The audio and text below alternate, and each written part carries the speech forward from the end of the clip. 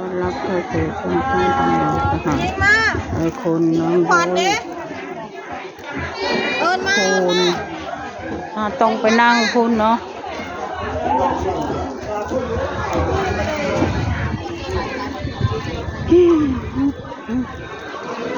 คุมม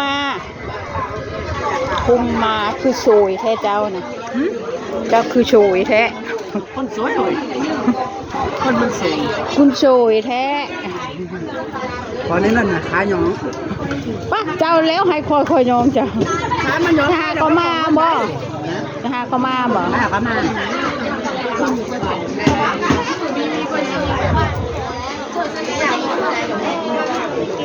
ยุ้ยครับไปหากินเองเข้านะโอ้ยอะไรมาโฮมไปโฮมเนี่ยมาหากินเองทำกินนี่แหละนั่งนี่นั่งโต๊ะนี่ไปหากินเองเปล่ามั้ยช่วยด้วย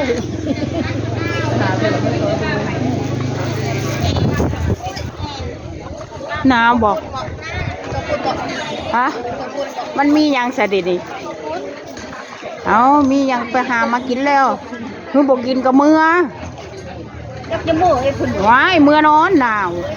คำบอกแพะผู้เฮ็ดชอยเอาเร็ว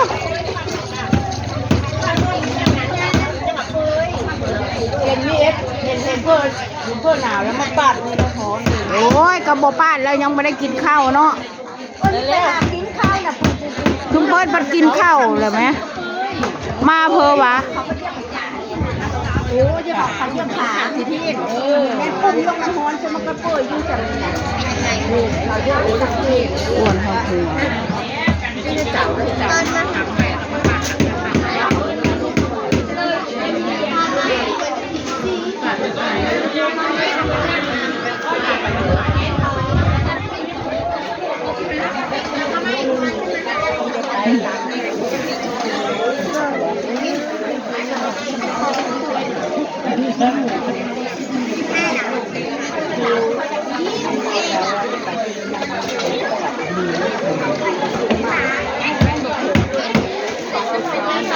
ยุ้ยก็บ่ได้พี่สั่งได้ไปก็ได้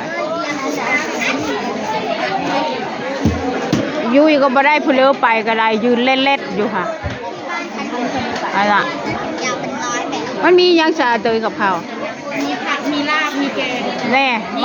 มันคือไปยืนอยู่ใส่ยุ้ยคือบ่หามากินเบิ่งคอยไปเอาก่อน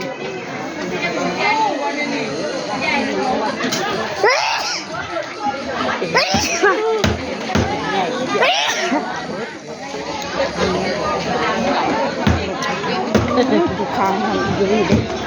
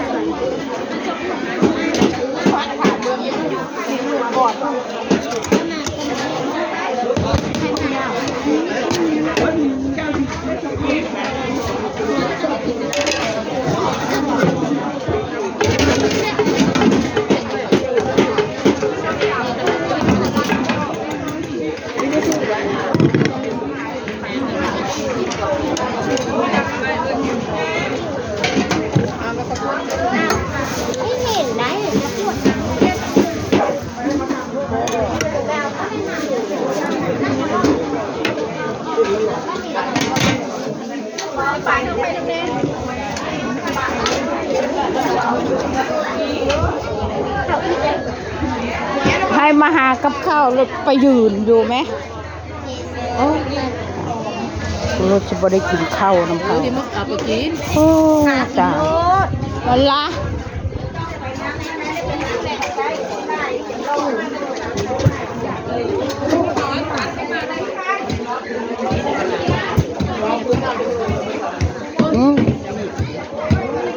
เขาเป็นแขกเองเขาเป็นแขก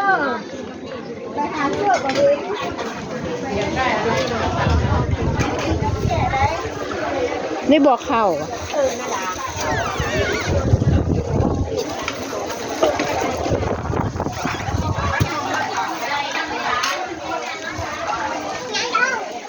อย่ามาอ๋อ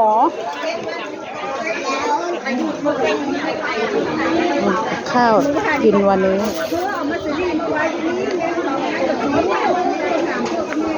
เบิ้งเพลสมบัติเมธานีเบิ้งเพลคุณนางใต้เพันเมื่อแล้วประจำมาคุ้งไปบอกไปหาอันกินไปยืนอยู่จุ่มเลยไม่ได้เรื่องถ้าแม่กินแล้วบอก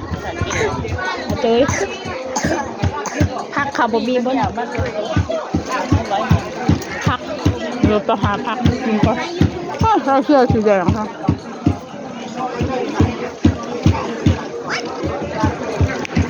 มาเด้อกินข้าวเอที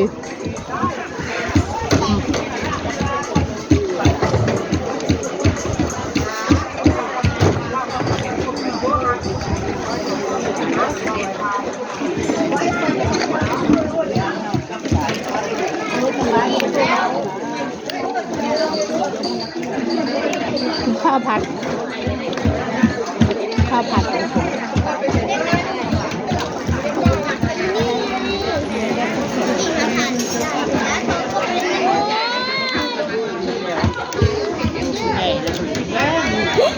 พ่อน้ำบ้านมาจะถึงท่ายุ่ยสองสามรอบคนบ้านมาก็ย่างมาแล้วผู้เชี่ยว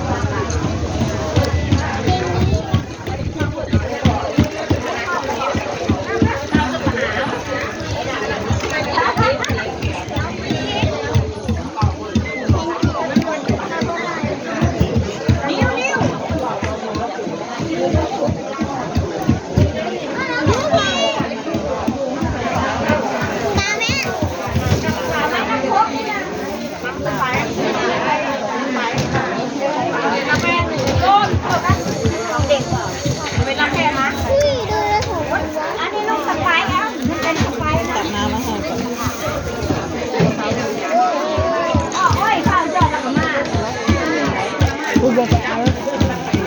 เป็นอย่างจริงนะผู้บริหารถึงเขานะ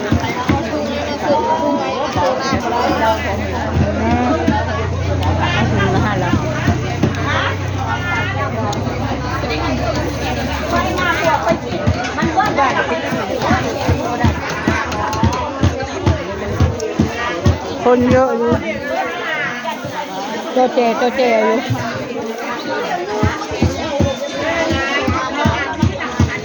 เขาต้องมีพักให้นอนรับได้อยู่พักนะถ้ายังหลับไปเอาไปหา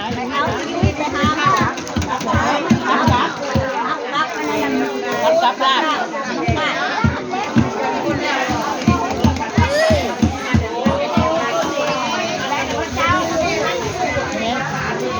ฮะ